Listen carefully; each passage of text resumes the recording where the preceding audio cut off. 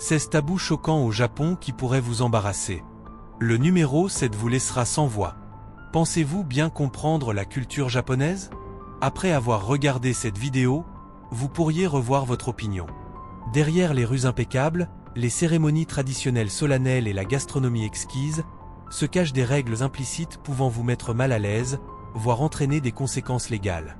En particulier, la 7e règle de cette liste vous glacera le sang par sa gravité.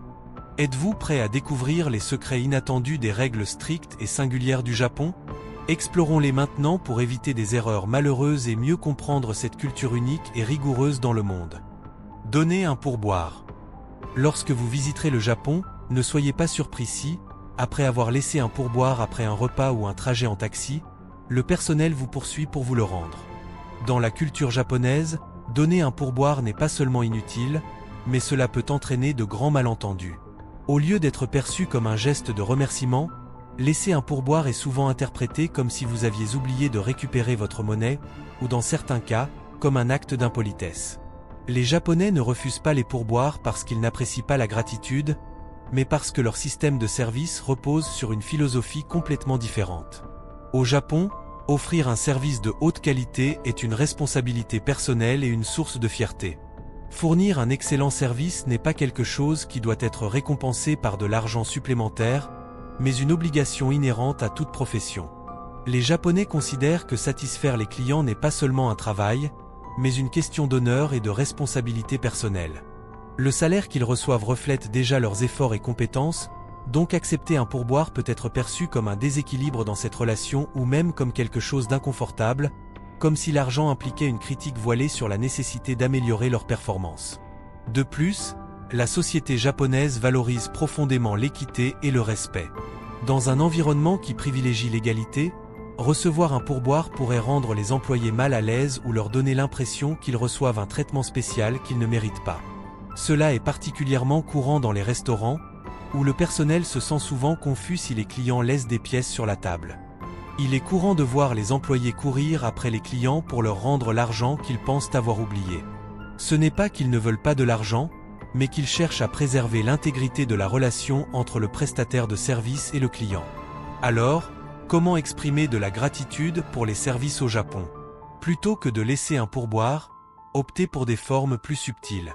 Un sincère arigato gozaimasu, merci beaucoup, ou un goshizuzama deshita, merci pour le délicieux repas, sera beaucoup plus apprécié que n'importe quelle somme d'argent. Si vous souhaitez vraiment faire bonne impression, un petit cadeau comme des bonbons ou une spécialité locale de votre ville sera une merveilleuse option. Pour les Japonais, les mots de remerciement et une attitude respectueuse signifient bien plus que donner de l'argent, car ils montrent de la compréhension et de l'appréciation pour leur culture. Ne pas se moucher en public. Penses-tu que se moucher en public est quelque chose de normal? Au Japon, ce geste peut être interprété comme si tu portais une pancarte lumineuse disant « Je n'ai pas de manière » en pleine rue. Si tu as besoin de te moucher, le mieux est de chercher des toilettes ou un coin à l'écart, car le faire devant un Japonais pourrait le mettre mal à l'aise plus qu'une scène de film d'horreur. Selon une enquête curieuse, 78% des Japonais ont avoué se sentir gênés quand quelqu'un se mouche dans un endroit bondé, bien qu'ils ne disent rien à ce sujet. Un fait intéressant et même amusant est que, si tu penses qu'utiliser un masque t'aide à dissimuler les expressions gênées dans le métro bondé du Japon, tu as totalement raison. En fait, environ un tiers des Japonais portent des masques non seulement pour éviter les infections, mais aussi comme une manière d'éviter les interactions sociales ou de cacher la fatigue après une longue journée de travail. Donc, la prochaine fois que tu sors de chez toi sans masque, prépare-toi à recevoir des regards critiques et désapprobateurs, presque comme si tu venais de slurper bruyamment un bol de nouilles et de boire tout le bouillon sans payer. Ne pas se baigner si vous avez des tatouages. Imaginez que vous vous trouvez au Japon, devant une source thermale entourée de paysages montagneux impressionnants. La vapeur s'élève doucement tandis que vous attendez avec impatience une relaxation totale après une journée d'exploration. Mais soudainement, vous tombez sur un petit panneau disant « Interdiction de tatouage » et c'est comme si on vous versait un seau d'eau froide. Pourquoi cela se produit-il? Historiquement, les tatouages au Japon n'étaient pas seulement une forme d'art, mais aussi un moyen d'identification. Pendant la période Edo, les tatouages étaient utilisés pour marquer les criminels, devenant une sorte de CV indélébile. Les criminels étaient souvent tatoués sur leur visage ou leurs bras, ce qui les empêchait de cacher leur passé. À l'époque moderne, les tatouages sont toujours associés aux yakuza, les puissantes organisations criminelles. Les images de dragons, de fleurs de cerisier ou de vagues magnifiques sont des symboles communs dans leurs tatouages, ce qui a fait que les tatouages sont considérés comme un drapeau rouge aux yeux de nombreux Japonais. Selon une enquête de 2019, 56% des bains thermaux au Japon continuent de refuser l'entrée aux personnes tatouées, et certains gymnases ou piscines ont également des règles similaires. Cela répond au désir de maintenir un espace sûr et pur pour tous, en évitant les inconforts ou les malentendus. Cependant, tout n'est pas perdu pour les amateurs de tatouages. La génération la plus jeune au Japon commence à changer sa perspective sur eux. Pour beaucoup, les tatouages sont désormais un moyen d'exprimer la personnalité et la créativité. Certains bains thermaux ont commencé à accepter des clients avec de petits tatouages ou offrent même des solutions comme des autocollants pour les couvrir. De plus, de grands complexes hôteliers dans des endroits comme Tokyo ou Kyoto se promeuvent comme étant amis des tatouages, attirant ainsi les touristes internationaux. Ne pas offrir de la lingerie. Voici la traduction en français, avec un nombre de mots similaires. Si vous cherchez un cadeau significatif et élégant à offrir à un ami ou une connaissance au Japon, ne pensez jamais à offrir de la lingerie. Cela peut sembler curieux, mais ce geste pourrait vous faire perdre des points importants aux yeux du destinataire. Dans la culture japonaise, les cadeaux ne sont pas seulement des objets matériels, mais portent également un sens profond lié aux relations, au respect et au message que vous souhaitez transmettre. La lingerie, peu importe combien elle est chère ou moderne, est toujours considérée comme un cadeau tabou. Les Japonais attachent une grande importance à la délicatesse et à la vie privée, et offrir de la lingerie, surtout dans des relations moins intimes comme avec des amis, des collègues de travail ou même un partenaire récemment rencontré, pourrait être perçu comme une intrusion dans l'espace personnel. De plus, dans la culture japonaise, la lingerie est souvent associée à des connotations négatives. Par exemple, les cadeaux directement liés au corps, comme la lingerie, sont considérés comme de mauvais augure. Ils sont liés à des sujets sensibles ou même inappropriés, brisant les limites de la communication polie. Selon les croyances traditionnelles, les cadeaux avec des cordes, comme la lingerie ou les rubans de sous-vêtements, pourraient être interprétés comme un signe de rupture, surtout si la lingerie est blanche ou noire, car cela peut symboliser le deuil ou la fin de quelque chose. Bien que cela puisse paraître sérieux, cela reflète l'approche japonaise des cadeaux, avec une attention particulière à la sensibilité et au respect. Alors, que devriez-vous offrir si vous voulez faire bonne impression au Japon? Des cadeaux hautement symboliques comme du saké, des bonbons traditionnels, des fruits de qualité ou un furoshiki, un tissu polyvalent pour emballer, sont toujours d'excellentes options. En fait, la façon dont vous emballez le cadeau est souvent plus importante que sa valeur. Les Japonais accordent une grande importance à la présentation, car elle reflète le soin et l'attention du donateur. Une histoire intéressante partagée sur les réseaux sociaux raconte comment un touriste occidental a offert de la lingerie à sa petite amie japonaise lorsqu'il a rencontré sa famille pour la première fois. Le résultat, sa mère a refusé de lui parler toute la soirée, et il a dû passer le reste de ses vacances à s'excuser et à expliquer le malentendu. Cette histoire montre clairement que, même si l'intention est bonne, la lingerie n'est pas un cadeau approprié dans la culture japonaise. Ne cède pas ta place dans le bus.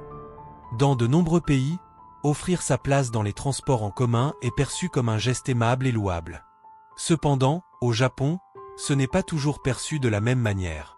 Le geste que vous croyez courtois peut être mal interprété ou rendre la personne à qui vous l'offrez mal à l'aise.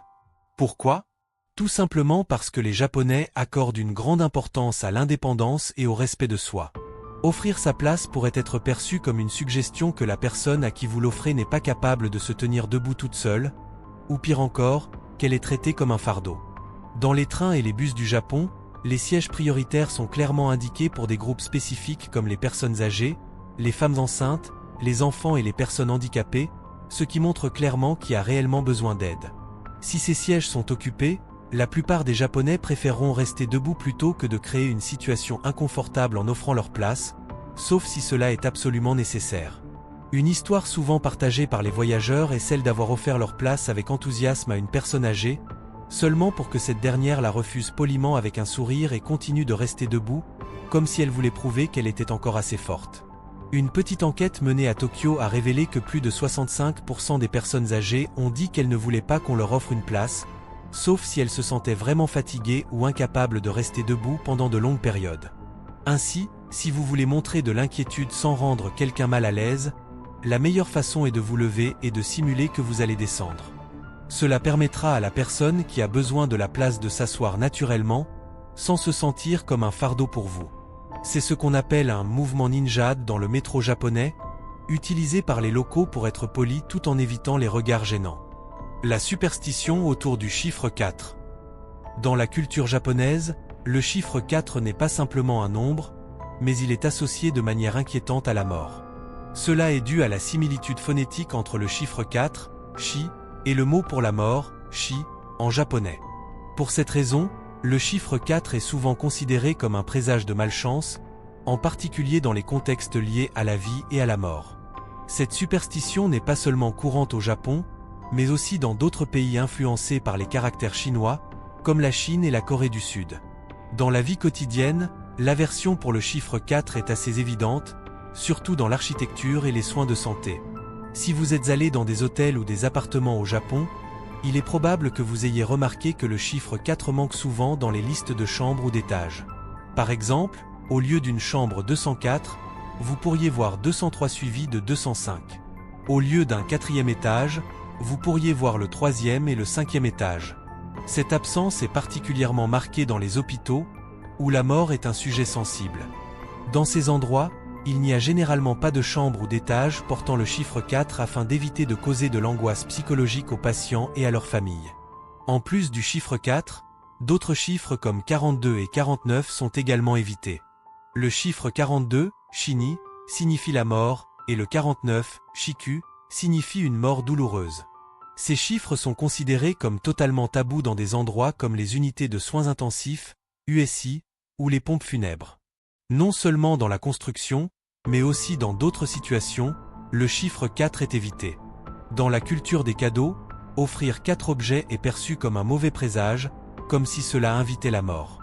Des événements importants comme les mariages, les inaugurations ou les anniversaires sont souvent programmés pour éviter des dates impliquant le chiffre 4. Même les plaques d'immatriculation des véhicules ou les numéros de téléphone contenant le chiffre 4 sont considérés comme malchanceux et ne sont pas choisis couramment. Pour faire face à cela, les Japonais ont trouvé des moyens d'éviter le chiffre 4 dans la numérotation des chambres ou des étages. Ils peuvent omettre le chiffre 4 ou utiliser une prononciation différente, comme yont au lieu de chi, pour réduire sa connotation négative. Dans les hôpitaux et les grands bâtiments, le chiffre 4 est presque complètement absent pour s'assurer qu'il n'affecte pas l'état mental des personnes utilisant ces espaces. Selon une enquête de l'Association médicale japonaise, 95% des hôpitaux au Japon n'ont pas d'étage ou de chambres étiquetées avec le chiffre 4. Dans l'immobilier, les appartements ou chambres portant le chiffre 4 ont souvent des loyers de 10 à 20% plus bas que d'autres dans le même immeuble. Curieusement, une étude a montré que 42% des Japonais admettaient éviter des articles ou des chiffres liés au chiffre 4 lors d'occasions importantes.